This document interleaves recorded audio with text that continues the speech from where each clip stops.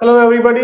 आज की क्लास में हम बात करेंगे स्टोरेज क्लासेस के ऊपर। तो जो स्टोरेज क्लासेस है वो एक बड़ा ही इम्पोर्टेंट टॉपिक है, क्योंकि इंटरव्यूज के अंदर और जो क्विज होते हैं कंप्यूटर से रिलेटेड उनके अंदर बहुत सारे क्वेश्चन जो है स्टोरेज क्लासेस से पूछे जाते हैं। So let's start about it. तो जो स्टोरेज क्लास है वो हमें बताती क्या है। मान लो कि आप कोई वेरिएबल डिक्लेयर करते हो इंट आई, तो इसमें हमने दो बातें बता दी हैं कि एक तो भाई इसकी जो डाटा टाइप है वो इंटीजर है और दूसरा जो है नाम है इसका आई। इसके अलावा और भी बहुत सारी बातें इस वेरिएबल से जुड़ी होती है। तो ये सारी बातें हमें कौन बताता है? वो बताती है उसकी स्टोरेज क्लास। अब ये क्या क्या बातें बताती है? तो हमें चार बातें बेसिकली हमें बताती है जो हमने यहाँ पे लिखी है। फाइन, इनको हम वन बाय वन करके रीड आउट करते हैं। तो जो फर्स्ट थिंग जो स्टोरेज क्लास बताती है किसी वेरिएबल के बारे में, तो वो है उसकी मेमोरी। भी उसको मेमोरी कहाँ पे मिलेगी? रैम के अंदर मिलेगी, फाइन, या सीपीयू रजिस्टर के अंदर मिलेगी। ठीक है, तो ये बताता है। Second thing is what is the default initial value, कि बाय डिफॉल्ट इनिशियल वैल्यू क्या होगी वेरिएबल की। मान लो आपने लिख दिया इंट आई, तो बाय डिफॉल्ट इसके अंदर क्या वैल्यू जाएगी? फाइन, तो इस केस के अंदर मान लो ये आई है, तो इसके अंदर कुछ ना कुछ वैल्यू होती है जिसको हम गार्बेज वैल्यू बोलते हैं। क्या बोलते हैं? Garbage value. तो अगर आप आई को प्रिंट कराओगे तो ये कुछ ना कुछ वैल्यू जरूर प्रिंट करेगा। फाइन, तो उसको बोलते हैं हम गार्बेज वैल्यू। तो इसकी जो डिफॉल्ट इनिशियल वैल्यू है वो है गार्बेज वैल्यू।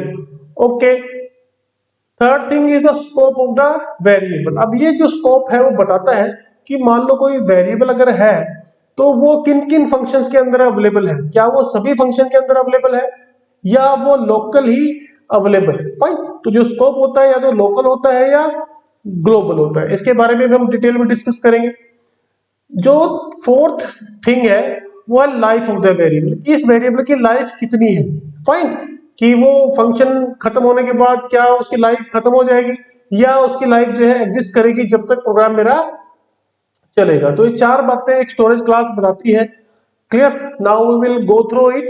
तो और इसको प्रैक्टिकली भी समझेंगे, आपको फिर ये क्लियर हो जाएगा कि स्टोरेज क्लासेस क्या होती हैं और ये कैसे काम करती हैं। तो सबसे पहले तो बात करते हैं कौन कौन सी स्टोरेज क्लास सी लैंग्वेज के अंदर अवेलेबल है। तो first one is automatic storage class, second is register storage class, third is static storage class and D is external storage class. ये चार क्लासेस हमारी सी लैंग्वेज के अंदर एग्जिस्ट करती हैं। इनको हम डिटेल में सभी को डिस्कस करेंगे। सबसे पहले तो बात करते हैं हम ऑटोमेटिक स्टोरेज क्लास की। फाइन, तो और जितनी भी हम क्लासेस डिस्कस करेंगे उसको हम चार पैरामीटर के ऊपर चेक करेंगे। वन इज स्टोरेज, दूसरी है डिफॉल्ट इनिशियल वैल्यू, फिर इसके स्कोप की बात करेंगे और फिर उसकी लाइफ की बारे में बात करेंगे। यही हम ऑटोमेटिक के बारे में बात करेंगे, यही हम रजिस्टर के बारे में बात करेंगे, यही हम स्टैटिक के बारे में बात करेंगे और यही हम एक्सटर्नल स्टोरेज क्लास के बारे में बात करेंगे। ओके, तो जो ऑटोमेटिक जो स्टोरेज क्लास है उसको उसके वेरिएबल को जो मेमोरी जो मिलती है वो रैम के अंदर मेन मेमोरी के अंदर इसको वैल्यू मिलती है। ठीक है, ओके। इसकी डिफॉल्ट इनिशियल वैल्यू क्या होती है? It is an unpredictable value, that is garbage value. Okay, next is scope. Scope इसका लोकल होता है, local to the block in which the variable is defined. अब बात करें ब्लॉक की। ब्लॉक क्या होता है? मान लो मेरे दो ब्रैकेट के बीच में हम जो भी लिखते हैं तो it will be called a block. Clear? Okay, अब लाइफ की बात करते हैं। भाई इसकी लाइफ कब तक है? लाइफ तब तक है जब तक आपका कंट्रोल उस ब्लॉक के अंदर रहेगा, तब तक उस वेरिएबल की लाइफ रहेगी। जैसे ही ब्लॉक से बाहर आओगे उसकी लाइफ जो है वो खत्म हो जाएगी। ये साफ साफ लिखा है, till the control remains within the block in which the variable is defined. Block से बाहर जाते ही लाइफ खत्म। Fine, okay. अब हम बात करते हैं एग्जाम्पल की। फाइन, अब देखो जब भी आपने ऑटोमेटिक टाइप का कोई वेरिएबल लेना है तो उसके लिए कीवर्ड आता है ऑटो।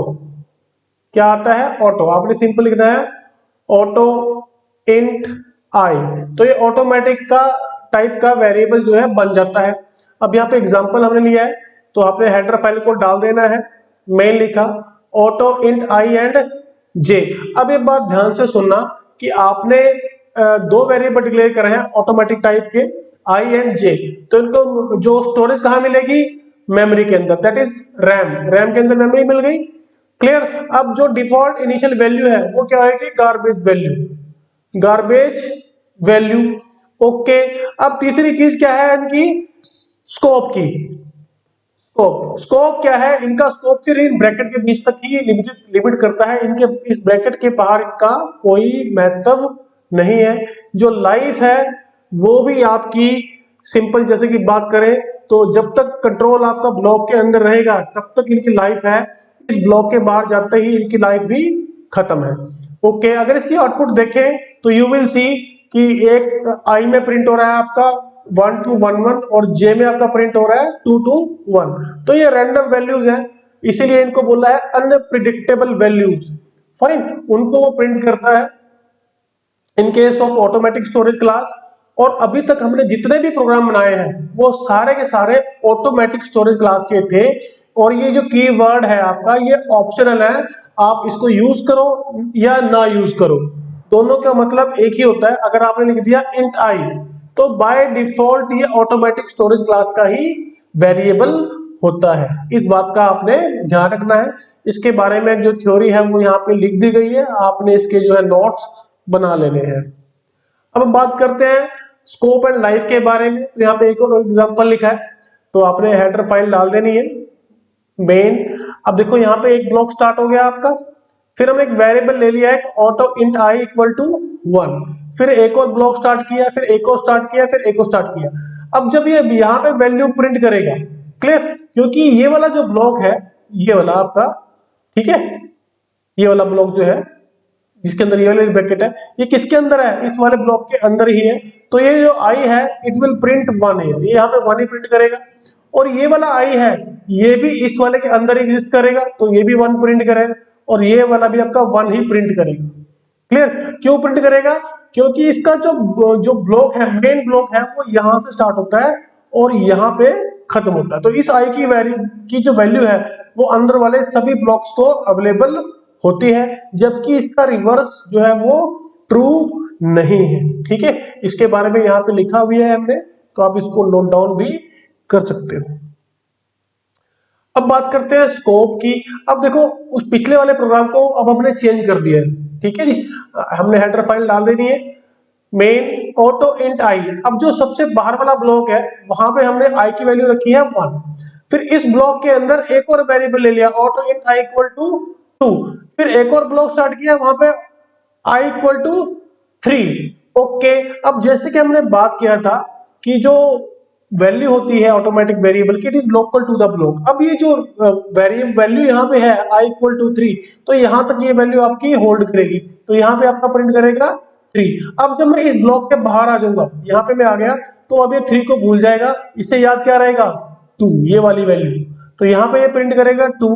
अब जब मैं इसके ही बाहर आ जाऊंगा तो इस 2 को ही भूल जाएगा, इस वाले पार्ट को सारा भूल जाएगा, और इसको याद आ जाएगा भाई आई की वैल्यू तो यहाँ पे 1 थी, तो यहाँ पे प्रिंट करेगा 1।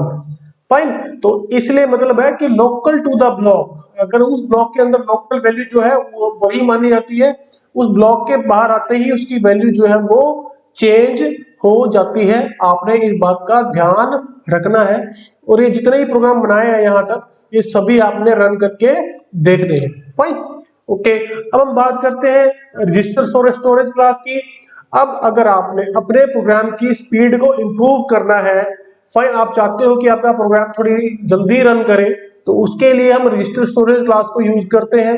ओके, कोई भी मान लो मेरे पास सीपीयू है तो उसके अंदर स्टोरेज के लिए कुछ सीपीयू रजिस्टर्स होते हैं, ठीक है, कुछ सीपीयू रजिस्टर होते हैं और ये एएलयू के साथ ही जुड़े होते हैं, तो इनके अंदर जो सीपीयू है वो इनको सबसे जल्दी एक्सेस कर सकता है। क्लियर, बट इनकी एक प्रॉब्लम ये है कि ये जो सीपीयू रजिस्टर है बहुत ही लिमिटेड होते हैं, बहुत कम होते हैं, तो जरूरी नहीं है कि हमें हर बार इनके अंदर स्टोरेज मिल जाएगी।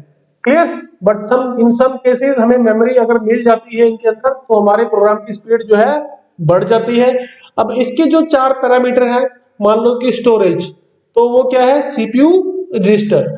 इस क्लास के, इस स्टोरेज क्लास की जो वेरिएबल है उनको मेमोरी कहाँ मिलेगी, सीपीयू रजिस्टर के अंदर। डिफॉल्ट इनिशियल वैल्यू सेम है, गार्बेज वैल्यू, स्कोप भी ऑटोमेटिक वाला ही सेम है, local to the block in which the variable is defined. अब बात करते हैं लाइफ की। लाइफ भी सेम है as that of automatic storage class. वो क्या कहती है, till the control remains within the block in which the variable is defined. Fine, सब कुछ सेम है एक्सेप्ट दी स्टोरेज। स्टोरेज को छोड़ के बाकी सब कुछ सेम है as that of automatic. Variable behaviour भी वैसा रहेगा, सब कुछ ही वैसा रहेगा। ओके, अब इसको डिक्लेयर कैसे करना है, इसके लिए हमने एक वर्ड लिखना है, register int and I. Clear, यहां पे बता देना है कि जो मुझे स्टोरेज देनी है वो सीपीयू रजिस्टर के अंदर देनी है, then data type, then variable name. Fine, okay. और मान लो अगर आपके सारे सीपीयू रजिस्टर फुल है तो आपको मेमोरी नहीं मिलेगी, तो आपको स्टोरेज मिलेगी रैम के अंदर। फाइन, अगर सारे के सारे सीपीयू रजिस्टर आपके ऑक्यूपाइड है तो। और दूसरी बात, अब मान लो आपने लिख दिया रजिस्टर फ्लोट आई, तो इस केस में भी इसको अगर आप 16 बिट का अगर आप कंपाइलर यूज कर रहे हो या 16 बिट का प्रोसेसर स्पेसिफिकली यूज कर रहे हो तो उस केस के अंदर इसको ये आपको अवेलेबल ही नहीं है। फाइन, तो क्योंकि 16 बिट प्रोसेसर के अंदर कोई फ्लोटिंग पॉइंट के लिए स्पेशल सीपीयू रजिस्टर नहीं होते हैं, तो इन दैट केस इनको जो मेमोरी मिलेगी फ्लोट टाइप के वेरिएबल्स को वो ऑटोमेटिक रैम के अंदर ही मिलेगी। फाइन, तो इस बात का आपने ध्यान रखना है।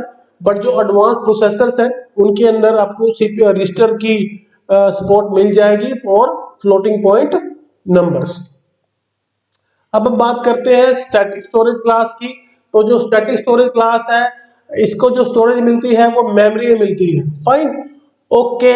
अब इसकी जो सेकंड थिंग है वो यहाँ पे चेंज है, क्योंकि default initial value of static storage class is 0। मतलब कि अगर आपने लिख दिया स्टैटिक इंट आई, फाइन, तो आई के अंदर बाय डिफॉल्ट वैल्यू 0 चली जाएगी। क्लियर, अभी तक क्या थी ऑटोमेटिक और रजिस्टर के अंदर ये थी गार्बेज वैल्यू, क्या थी गार्बेज। बट अगर स्टैटिक है तो इसके अंदर वैल्यू जाएगी 0। क्लियर, अब स्कोप की बात करते हैं। स्कोप सेम है, local to the block in which the variable is defined. Okay, अब इस स्टैटिक जो स्टोरेज क्लास है इसकी जो सबसे इंपॉर्टेंट बात है वो है लाइफ की। इसकी लाइफ हमेशा रहती है। फाइन, जब तक कि आपका प्रोग्राम खत्म नहीं हो जाता। जैसे कि लिखा भी है, value of the variable persist between different function call. आप मान लो अगर आप 4-5 बार अलग अलग फंक्शन को कॉल भी करते हो तो भी इसकी वैल्यू जो है उस फंक्शन के अंदर जो है परसिस्ट करती है। इसका हम एग्जांपल समझेंगे and then you will be able to understand its meaning very well. अब देखो यहाँ पे हमने क्या किया है, और एक प्रोग्राम बनाया है ऑटोमेटिक स्टोरेज क्लास को लेके और एक बनाया है स्टैटिक स्टोरेज क्लास को लेके। ठीक है जी, तो पहले तो हम बात करते हैं ऑटोमेटिक की। तो सबसे पहले तो अपने हेडर फाइल डाल देनी है इसके अंदर भी और इसके अंदर भी। अब यहाँ पे हमने क्या किया है, एक फंक्शन बनाया है जिसका नाम है इंक्रीमेंट। ठीक है जी, दोनों के अंदर ही सेम है, यहाँ पे भी इंक्रीमेंट नाम का फंक्शन है। अब देखो क्या होगा, आपने मान लो यहाँ पे फंक्शन कॉल किया इंक्रीमेंट, कंट्रोल यहाँ पे आया, आते ही क्या है auto int I equal to 1, I में आ गया 1, फिर आपने आई की वैल्यू को प्रिंट करा दिया तो ये क्या प्रिंट करेगा 1, then I is equal to I plus 1, आई की वैल्यू होगी 2। फाइन, क्लोजिंग ब्रैकेट, क्लोजिंग ब्रैकेट होते कंट्रोल कहाँ जाएगा, यहाँ पे जाएगा जहाँ पे कॉल किया था। फाइन, बट जब ये रिटर्न करता है ना, तो अगर कोई ऑटोमेटिक टाइप का वेरिएबल था तो उसकी मेमोरी वो है जो है वो डी अलोकेट हो जाती है, मतलब उसको मेमोरी को फ्री कर दिया जाता है और ये जो आई है इट बिकम मीनिंगलेस। ये जो आई आपने बनाया था इसका कोई महत्व नहीं रह जाता। क्लियर, इसकी लाइफ अब खत्म हो जाती है जैसे ही फंक्शन खत्म हो गया। ओके, अब दोबारा फिर आपने कॉल किया इसको, दोबारा कॉल किया तो अब दोबारा यहाँ आओगे। अब आपने ये लाइन फिर से चलेगी, auto int I equal to 1, I में फिर से 1 जाएगा और अब ये जो मेमोरी मिलेगी इसे ये अलग से मेमोरी मिलेगी। हो सकता है कि पहली बार जो मेमोरी मिली थी उससे भी अलग हो। फाइन, और ये दोबारा से क्या प्रिंट करेगा, फिर से 1 प्रिंट करेगा। ठीक है जी, फिर आई की वैल्यू 2, फिर क्लोजिंग ब्रैकेट। अब जैसे ही वापस जाएगा तो जो भी यहाँ कुछ हुआ था वो सब कुछ भूल जाएगा। Clear, fine. तो इसकी जो प्रोग्राम की आउटपुट आएगी that will be 1 1 and 1। But ये तो प्रॉब्लम होगी क्योंकि हर बार तो हम इसकी वैल्यू को इंक्रीमेंट कर रहे हैं। बट अगर मैं आई नीड इज, मैं चाहता हूं कि मुझे आई की वैल्यू याद रहे। अगर मैं चाहता हूं कि मुझे आई की वैल्यू याद रहे तो मैं इसे स्टैटिक टाइप का बना सकता हूं, क्योंकि जो स्टैटिक है अगर आपने देखा होगा इसकी जो लाइफ है it persist between different function calls. तो जैसे ही आपने स्टैटिक बना दिया तो आई की वैल्यू जो है वो ये फंक्शन हमेशा याद रखेगा। कैसे? मान लो आपने इंक्रीमेंट को कॉल किया, फंक्शन में आए, फर्स्ट टाइम कॉल किया है तो ये लाइन फर्स्ट टाइम चलेगी, उसके बाद ये रन नहीं होगी। स्टैटिक इंट आई, आई में आ गया 1, आई को आपने प्रिंट कर दिया, 1 प्रिंट कर दिया, i is equal to I plus 1, आई की वैल्यू क्या होगी 2। अब जब आप वापस जाओगे ना यहां से तो भी उसके जाने के बाद भी ये आई को भूलेगा नहीं, फाइन, आई को ये याद रखेगा। क्लियर? तो जब दोबारा आप इंक्रीमेंट को कॉल करोगे तो कंट्रोल फिर यहां आएगा, तो ये वाली लाइन तो आपकी रन नहीं करेगी क्योंकि यहां तो आपने इसको डिफाइन किया था। आप यहां पे आओगे तो यहां पे आई की वैल्यू क्या थी 2 थी, तो it will print 2, then I is equal to I plus 1 3, फिर ये वापस जाएगा। बट अब इसको अभी भी 3 की वैल्यू जो है वो याद है, तो इसकी जो आउटपुट आएगी प्रोग्राम की that will be 1 2 and 3। Clear? So अगर आपको वैल्यू को याद रखना है तो उस केस के अंदर हमें स्टैटिक की जो स्टोरेज क्लास है वो यूज करनी चाहिए। अब बात करते हैं एक्सटर्नल स्टोरेज क्लास। अब देखो स्टोरेज मेमोरी है, डिफॉल्ट इनिशियल वैल्यू इसकी भी 0 है और जो स्टैटिक था उसकी भी सेम है। फर्क कहां पे आएगा? फर्क आएगा स्कोप के अंदर। ठीक है जी, स्कोप जो होता है एक्सटर्नल स्टोरेज क्लास का वो होता है ग्लोबल। भाई ये अगर आपने कोई वेरिएबल एक्सटर्नल स्टोरेज क्लास का बना दिया तो वो पूरे प्रोग्राम के अंदर अवेलेबल होता है। फाइन, आप देखोगे कि हर जगह क्या लिखा था हमने, local to the block, local to the block. But ये एक ऐसा क्लास है जो है ग्लोबल। अगर आपने कोई एक्सटर्नल स्टोरेज क्लास का वेरिएबल बना दिया तो वो पूरे के पूरे प्रोग्राम के अंदर अवेलेबल होएगा। ओके, लाइफ, जब तक प्रोग्राम खत्म नहीं होता तब तक इसकी लाइफ जो है वो बनी रहती है। अब मैं बात करूं इसकी लाइफ की, फाइन, तो इसकी लाइफ जब भी आप फंक्शन में जाओगे तब तक वो वहां पे आपको उसकी लाइफ जो है मिलेगी। क्लियर? वहां पे ही वो अवेलेबल होएगा। बट इसकी प्रॉब्लम ये है कि लोकली अवेलेबल है। फाइन, मान लो कि आपने यहाँ पे आई ले लिया ये वाला, तो ये आई इस फंक्शन के अंदर ही अवेलेबल है। अगर आप यहाँ आके आई को प्रिंट करोगे तो आपका एरर आ जाएगा, जबकि अगर आप ये ग्लोबल टाइप का होता तो ये एरर नहीं आता। ओके, अब बात करते हैं इनको लेते कैसे हैं, बनाते कैसे हैं। तो अगर आपने ग्लोबल वेरिएबल बनाना है तो दो मेथड है। फर्स्ट वन इज, या तो उसे मेन से ही बार डिफाइन कर दो, अगर आप इसको मेन से ही बार बना दोगे तो ये ग्लोबल बन जाएगा।